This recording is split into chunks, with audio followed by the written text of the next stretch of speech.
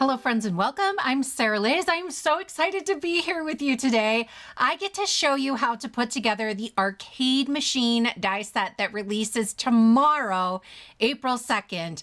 You guys, it's so cool. So we're gonna start with the A2 box window card and then the Arcade Machine as an add-on to that.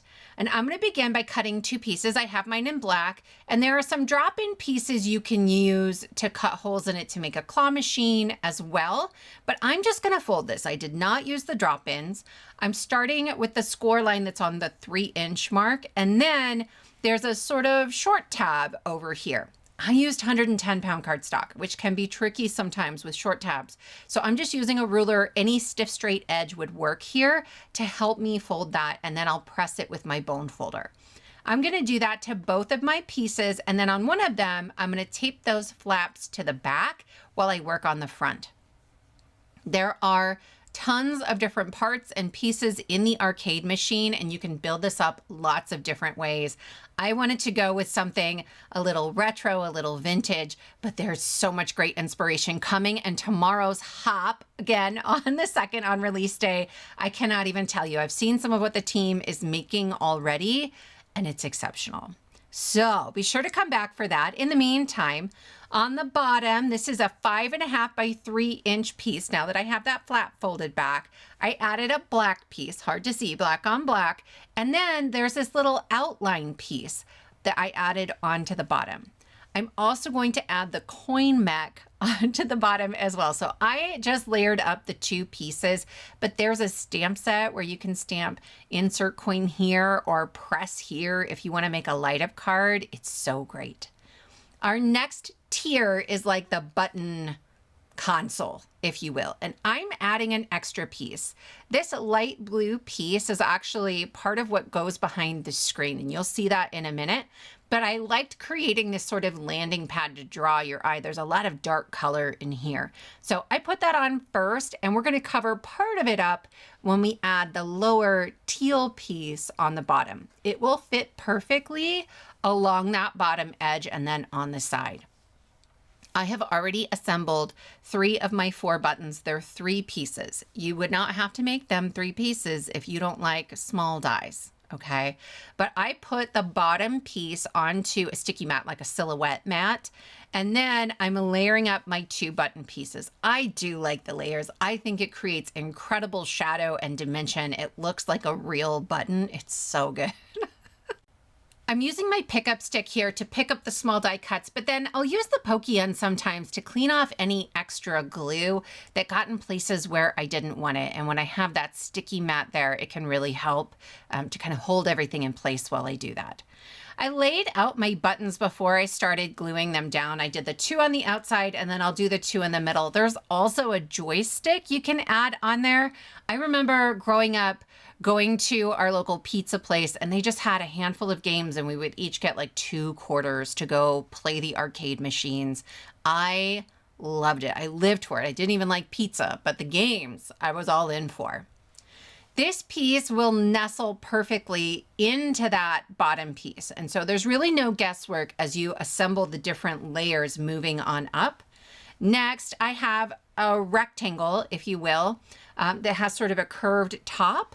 And there are 2 pieces that fit right on it. The one I'm ink blending right now is the same piece I used for our light blue panel for the buttons. And I'm just coming in, I'm using my shading Sidekick to blend onto that. The ink I have is a great match, but it's really dark. So I like that I have this nice fluffy brush to make sure that I'm not getting too dark or heavy-handed here. Then I'm tracing these onto sort of that backer piece. I'm dropping them ever so slightly outside of that die cut so that you're not going to see the pencil marks. I didn't want to have to go in and try to erase those after I ink blend, but I am going to come in and add just a little bit of color. You're not going to see the bottom and the top, right? Those are getting covered up, but a little bit of color coming in from the corners and then towards the side. Again, it also looks really dark because the ink is very wet right now. It will dry back a little bit, and in the end, it just creates a ton of extra dimension. You could skip these pieces if you wanted to, if you were making a bunch of these like I'm going to do. That's certainly another option for you. So the trapezoid will go down at the bottom and then the rounded trapezoid all the way up at the top, and they fit completely against those edges. And you can see here now I have just that little bit of extra shadowing in the corners.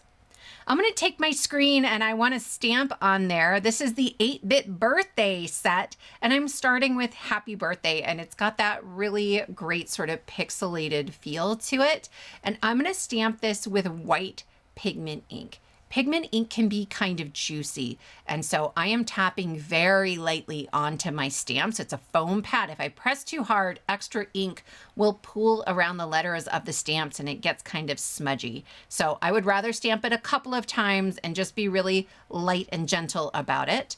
Then I have the 8-bit alphabet, and it has these really great, like, old school rockets and explosions happening. I actually lined them up on a piece of acetate first because sometimes small stamps like to stick to my fingers more than the card while I'm trying to get everything straight. And because it's pixelated, I really do want them to be straight. Then I pick that up with the door of my Misty, and I'll stamp it a couple of times with my Distress Oxide ink. And then that finishes our screen. I can glue this now onto my card base. So just a lot of glue back behind there. You're going to have a little bit of that black cardstock showing on the left and right, and then the screen will go centered onto the top of that. You certainly wouldn't have to make this a box card. You could just put this onto a slimline card or an A2 card. If I was making an A2, I would cut a 3-inch strip panel to go behind my arcade machine. And then at the very top, there's a curved element as well. So I cut it from black cardstock, and then there's this second piece, much like the bottom, that creates this lovely little window detail. So I added glue on the back, and then I just tapped it off onto a silicone mat, but a piece of scrap cardstock would work really nicely here as well. Then I have my arcade cut out of 2 sort of purpley pinky shades of cardstock with alternating letters. And I'm getting that all laid out and figuring out my spacing first. This might be the second one I made. I had them too crowded towards the outside, and I was trying to go from the outside in. This worked really nicely. My other option would have been to lay down the CA from the middle first and then work my way outward, keeping the spacing between them even. You could put rip and stick sheet behind there if you wanted to, and they would be like stickers. I'm just tapping mine into a little scribble of glue and using my tweezers, and that's really quick and easy as well. So I'm going to glue this onto the top, and this again will nestle right up against that purpley cardstock that is the top of sort of the casing for the screen. You could trim off the very top of the box card. I thought about it, but in the end, I decided not to. I wanted to show you the box put together just as it's designed this time. So I added 1/8-inch double-sided adhesive tape on that outer edge, and I only put it in certain spots, and then I added wet glue. Wet glue for me gives you a lot of longevity. It will stay stuck together, but that double-sided adhesive grabs right away, which I really want when I'm putting together something like this. Then I laid the other piece onto that little strip. I'll do the same on the other side. So I'm removing that backer tape, and you can see I have some spots that are bare cardstock right now. I like the combination. I'll put my wet glue right down that little strip, and I'm gonna fold this not on that short flap. It's too hard to fold it on just the short flap, but I'm gonna fold it on that slightly larger flap. And then I can just fold the box card closed into the adhesive. And I know that it will fold flat and it will fit in my envelope, and I will be good to go. There are tons of ways to use this box card. And here we're making an arcade machine and we're keeping all of the sides closed. But there's also a claw machine die set. It's called the Gashapon, and it cuts little windows into the side. And so that's what I have here. These windows, they actually come in the box card die set. You can nestle into the boxcar die when you cut it out to create those windows, but I'm just going to go ahead and add them onto the outside. I wanted an extra decorative element here. So I've added glue all over to the back and I'm tapping it off on my little silicone mat, and then I will add this onto my box card.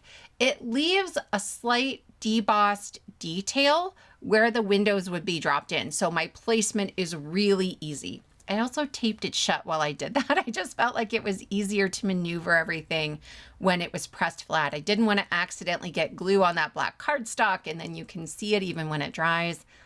You guys, this kept it really simple.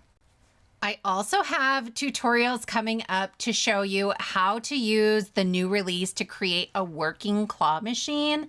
Yes, really, a working claw machine. I'm so excited to show you. And we'll cut it down and pair it with some older supplies to get a completely different look. This is our finished card. He stands up beautifully on display and he just has all the retro vibes. Friends, I hope this inspires you. I will add links below once the release goes live, but be sure to come back tomorrow to check out the hop and see what everyone has made. I love this one so much. Thank you so much for spending your time with me, and I will see you next time.